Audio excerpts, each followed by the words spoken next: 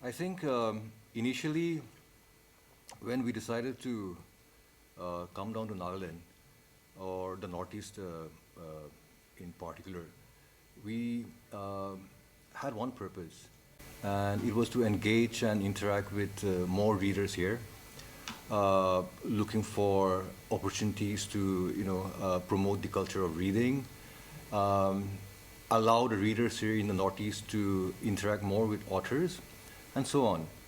And while we were sifting through a lot of options, we identified a lot of places.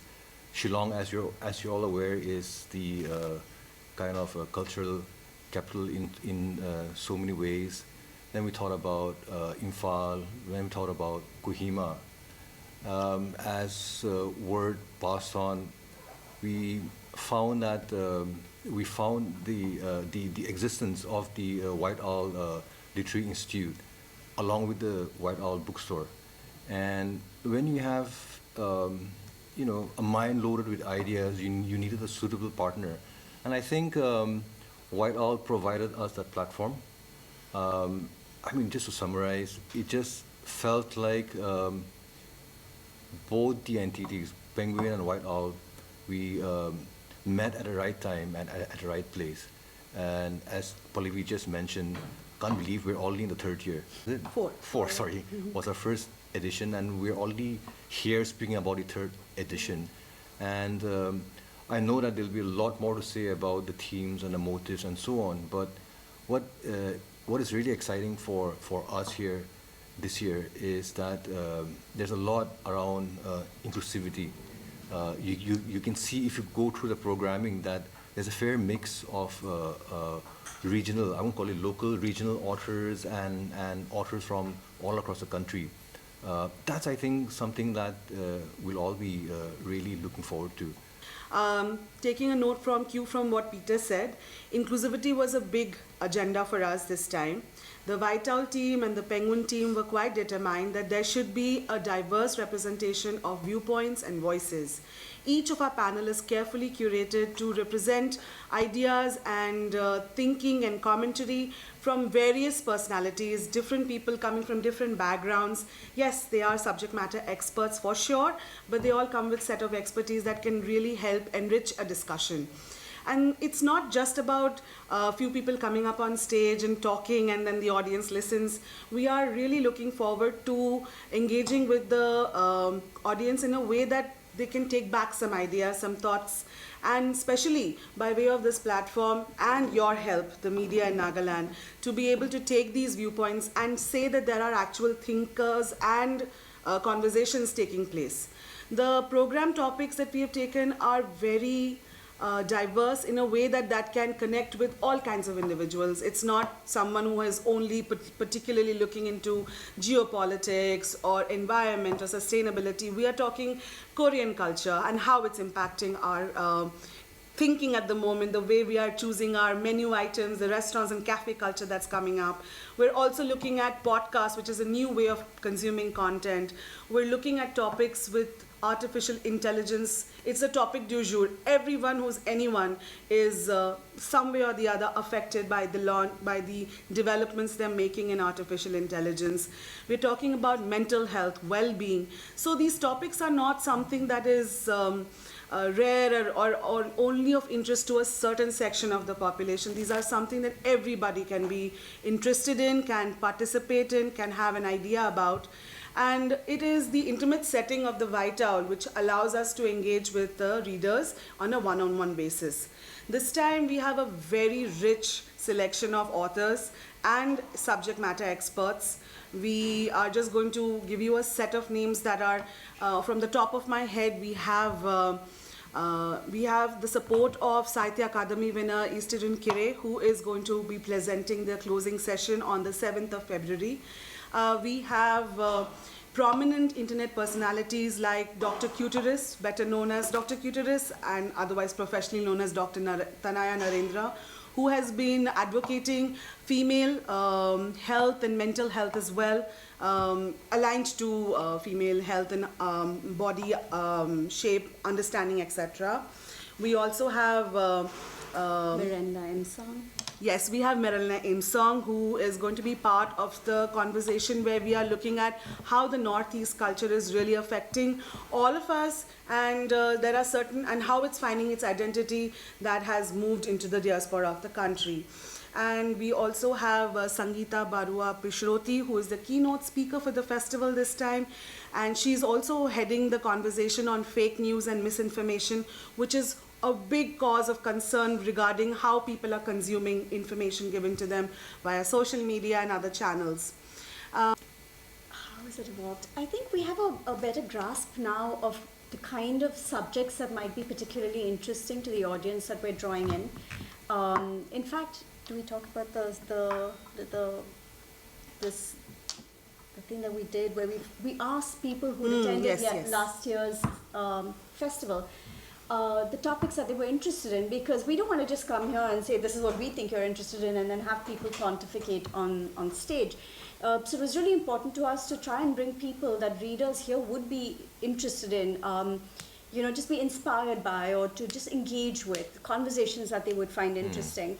So it was a really interesting exercise that we did. We sent out these surveys, we got a few replies, and so this year's festival has been led quite a bit by what we learned through those surveys. I mean, when we, for us, it was typically a first time for us hosting a literature festival, right?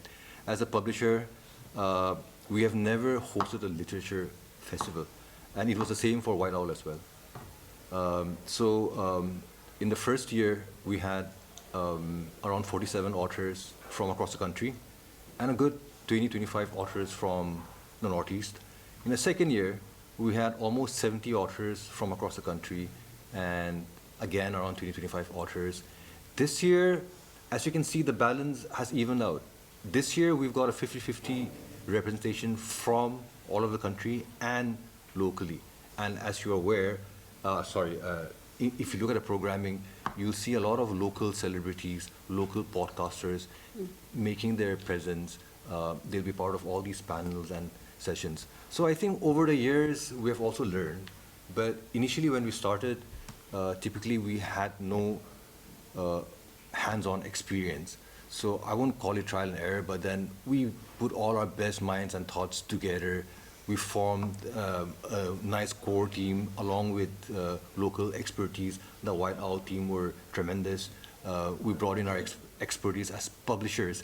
And finally, we were able to host, I think, quite an important and significant literature festival in its first edition. And by the third, I think we have come a long way. We have learned that we need to engage more locally as well in our sessions and panels. And so I think that theme of inclusivity is something that I keep stressing on, because I think it shows very prominently in all our sessions this year, that it's a fine balance of local and... Behind me, I've just put a very critical snapshot of some of the speakers that are featured in our program this time. I mentioned Eastern Kire, I mentioned Dr. Curating and Tanaya Narendra. We also, like Peter mentioned, we are showcasing the important pop culture voices, whether they are, whether it's the Alobo Naga show, or it's the head of the Shout Out Media that's doing lots of great digital news dissemination. And we are also looking at Dariba Lindem, who's another very prominent voice, was recently voted as one of Vogue's well-dressed in, say, 2025, who's going to be part of our program. We have Avantika Hafnangbar, who's made lots of tall strides in social media, popularizing the culture from Northeast, most importantly, the cuisine and the food items here. So just to give you an idea here, the idea here is to ensure that we are able to take more representation outside as well, which is where Penguin steps in. And finding a partner, or White Owl primarily wants to hold on to build a stronger reading community.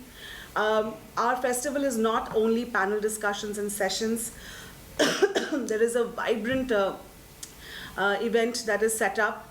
On the very first day, we have an anime company that's coming in, and they are talking especially about manga artwork, which is going to be followed up with oral storytelling tradition, which we are going to do in as authentic a setup as is possible. This is followed by 2 full days on the 6th and the 7th of programming. Information for which I shall share with you after this meeting.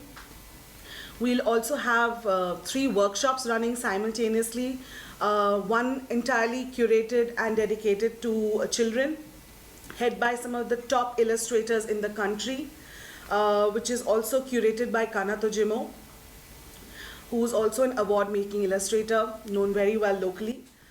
We also have workshops on artificial intelligence, led by professors from Plaksha University.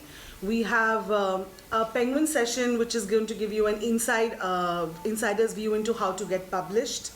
And lastly, we have another workshop. No, I'm forgetting the name now. Anime? AI. Anime, yes. And we have another workshop which is also going to be head by the anime company regarding the artwork that goes behind it. So these are also making these certain skill sets and certain talents more easily accessible to the locals right now for them to partner. We have workshops on artificial intelligence, led by professors from Plaksha University.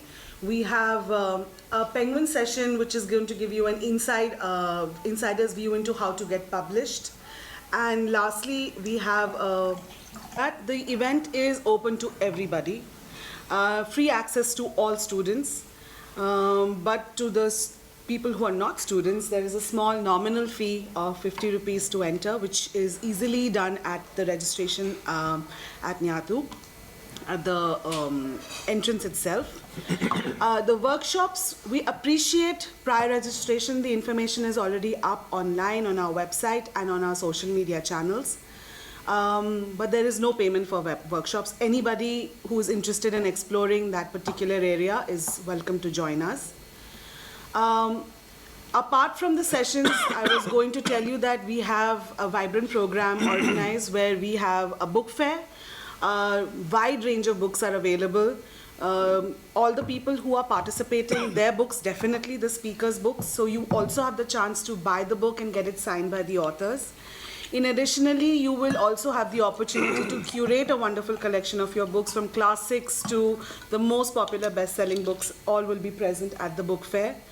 Right alongside it, you'll find that we have created a lovely reading zone where you can also relax from the hullabaloo of the festival to just rest your feet a bit, rest your mind, refresh yourself.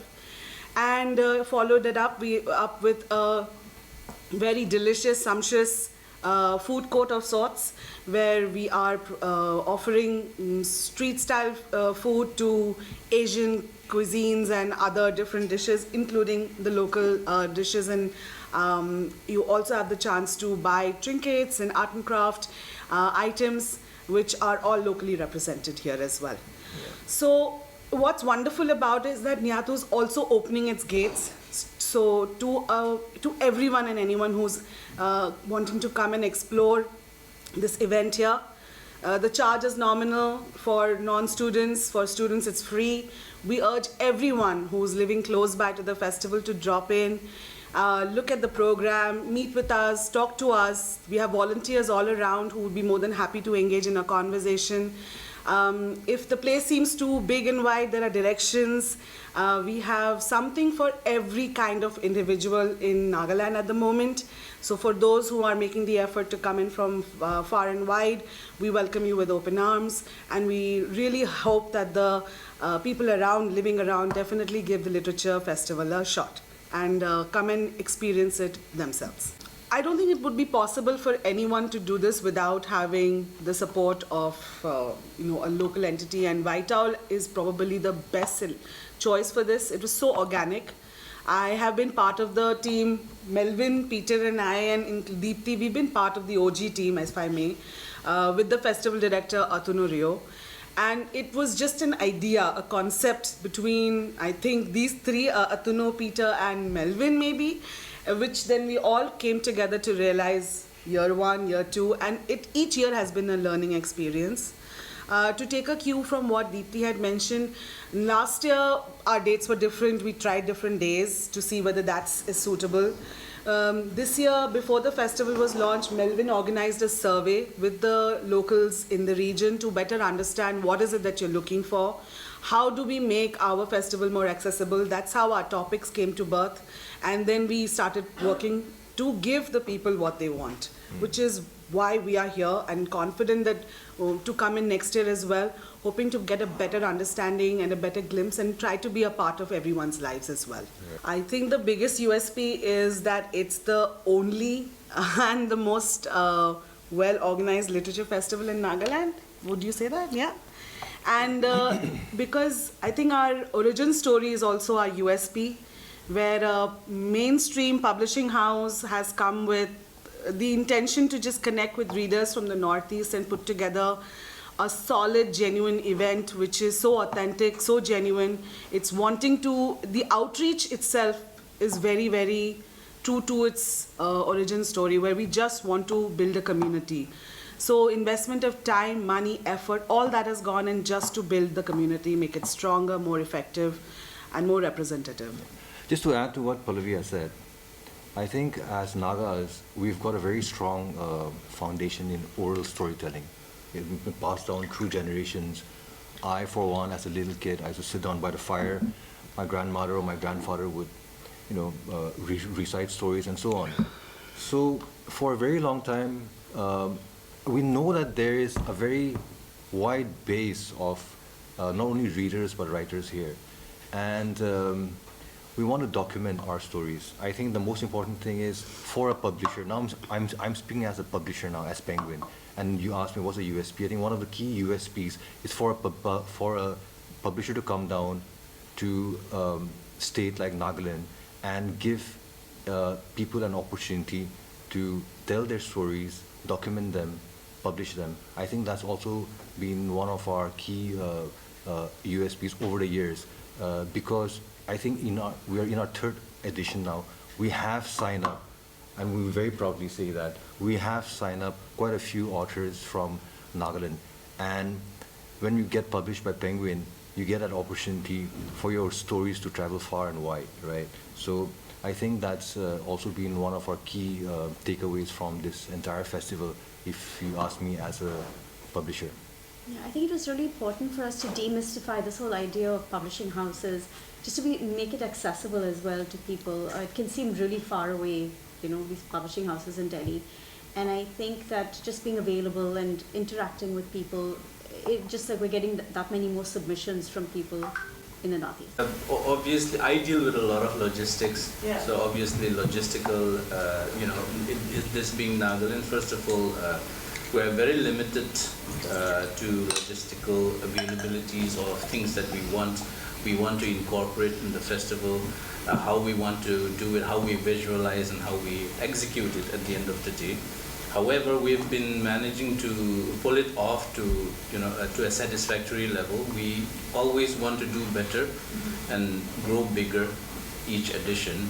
And we think that we've been doing well so far. We've been getting overwhelming, responses from everybody who has come and seen and experienced the festival. Another thing I would say is programming is not, getting authors that we want is another challenge for us. I think because if the programming doesn't happen as we want it to, because we, as Pallavi mentioned earlier, we don't randomly choose topics. We want to know what people want, what they want to hear about, what they want to listen to, what they want to learn from, who they want to learn from. These are things that we always keep in mind, and we want to make sure that we're not just randomly picking topics and bringing random, authors, individuals and authors and industry experts and so on. So that's another challenge, because not everybody is available all the time, and Nagaland being one of the, it's not, we are not a very metropolitan, accessible place for everybody. So that's another challenge, I would definitely say so. But at the end of the day, everybody works hard, and we are very thankful to the Penguin team as well to always pull through and get us what we want at the end of the day. But those are some of the challenges that come to mind right now for me. I'm sure you have other things to share as well. But what we do hope is that we get excellent footfall year on year. The more people who choose to drop by, the more they experience the festival, the more I know that we are going to come stronger as a community. There is no agenda here. We are not trying to push a particular book, push a particular personality, push a particular agenda, topic. It really is truly for the people. And we hope, the challenge here is that are we able to communicate our true and pure intent through this event to everyone in the state? Is it going? And in that way, I'm really happy that we are having this meeting. You all are tools and platforms and outreach media that will help us take this word out there. That the idea of the Penguin Presence White Owl Literature Festival and Book Fair is truly to put out a community vibe here. Come in, meet with us, talk to us, enjoy the time here. And that's all that it takes. For us, that will be the biggest gift, challenge, as well as and a prize, both, all things combined, to have as many people come by and experience the festival. Yeah, my thing, I just like to add that the White Owl team, they've been like fabulous when it comes to executing the festival. But in the heart, I think in all our hearts, we've got this this obstacle. I think that's across the board. We only hope and wish that more people would come to the festival, attend, hear speakers talk, because reading as a habit, I think we just can't call it a literature problem. It's across the board now. We spend more time doom scrolling on our phones. We spend more time. I wish we had the kind of attendance that we had when Nagaland hosts concerts and other festivals. We have not made it to that level yet. And I think it can only start like when Pallavi said, like when we start building this community. It's a tough job, It's a tough job for Penguin, it's tough for White Owl, it's tough for everyone around us, but we have to start somewhere. We can't give up. And I know it's been tough in the sense that I wish the footfall was better in the first two editions. It could be much better. It could grow on a lot. I mean, it can get on a very large scale, but we still need to get our people out of the comfort of their homes, come out, read, meet, greet, hang out with authors, talk about, we need more platforms for discussion of ideas and so on. And I think the festival provides that kind of opportunity, but we can only get there together if people come in hordes and attend the festival. Because like Pallavi mentioned, we have no agenda. We didn't come here to, sell our books or sell our authors or, get our branding image to the next level and so on. No, it's just one simple reason that we have come down here. We want to inculcate the habit of reading, and that ethos, that is aligned with that way of life. And White Owl is very much on board with us when it comes to that philosophy. So we only hope for more people to come and attend our festival.